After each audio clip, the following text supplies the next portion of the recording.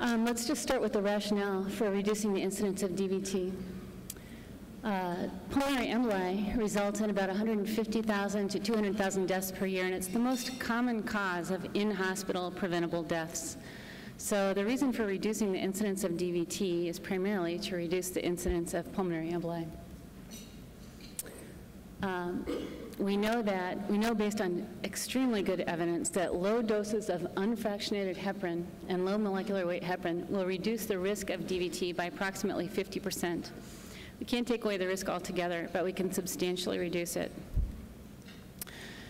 And we also know, as colorectal surgeons, that our operations create the highest risk of DVT compared to all other general surgery cases. This is just some data sort of underscoring the need for prophylaxis from the Cochrane Review. This is from 2003. And 4 different randomized trials were identified comparing prophylaxis to no treatment. On the left side of the vertical line, you see favoring treatment, and on your right factors the control group. So if the marks were on the right side of the vertical line, that would be favoring no treatment. And you can see that with every study, basically, it favored treatment with an overall odds ratio of 0.3 for developing a DVT with prophylaxis. So that means a 3-fold improvement. So what do we do for venothromboembolic prophylaxis? It's pretty simple. First of all, assess the patient's risk. This is something that I believe that we all do, but we don't necessarily think about it in a formalized way. First, assess the risk. Second, choose a method of prophylaxis that's appropriate.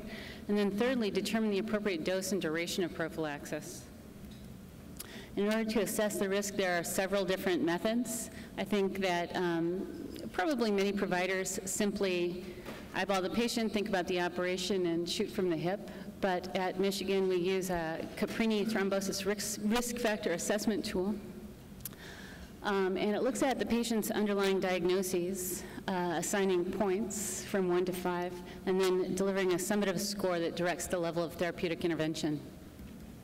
Just as some examples of the Caprini risk factor assessment tool, 1 point each is given for age 41 to 60, for minor surgery lasting less than 30 minutes, for a history of IBD, for the presence of varicose veins, large BMI, presence of COPD, and within 1 month, an acute MI, congestive heart failure, sepsis, or pneumonia.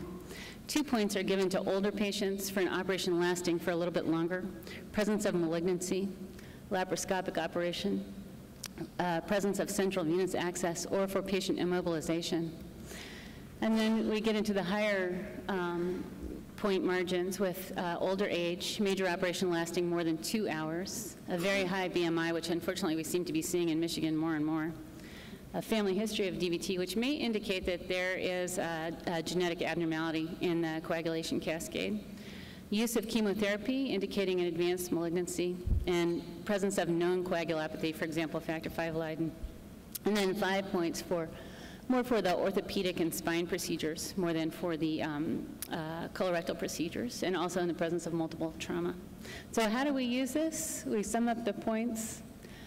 Then we start thinking about prophylaxis choices and match the points to the choices. For prophylaxis choices, the important things to keep in mind are that prophylaxis must be delivered before surgery, and specifically before induction of anesthesia with the associated venous pooling, and should be maintained until hospital discharge. In some settings for longer after the patient goes home. Obviously, mechanical prophylaxis includes stockings and, more importantly, sequential compression devices. And pharmacologic prophylaxis, for which there is substantial level 1 evidence, includes regular heparin delivered at 5,000 units subcutaneously starting about 2 hours before operation, and then ongoing every 12 hours or every 8 hours during the hospitalization. And then lastly, enoxaparin and some of the newer agents of low molecular weight heparin, delivered initially at a dose of 40 milligrams subcutaneously in the first 2 hours before incision, and then 30 milligrams every 12 hours thereafter. So in terms of designated prophylaxis based on the risk, for low-risk patients, that is patients who are young, undergoing a short minor operation, who have no other risk factors, early ambulation is all that's needed, and it's strongly advised actually not to use anything else. These are people who, for example, might be undergoing hemorrhoidectomy. You're expecting them to get up and out of the hospital quite rapidly after the operation. For a moderate risk, this would be a risk factor score of 2. It's recommended to use mechanical prophylaxis, sequential compression devices, and also regular heparin. And postoperatively, if the patient remains in the hospital, this would be used every 12 hours, or alternatively, low molecular weight heparin.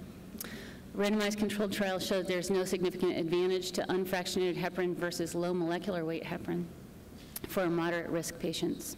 For high risk patients, we recommend unfractionated heparin 3 times a day, not twice a day, or low molecular weight heparin and mechanical prophylaxis. And for the highest risk patients, any of these, and also consider ongoing prophylaxis for the subsequent month after discharge because they continue to be at relatively high risk.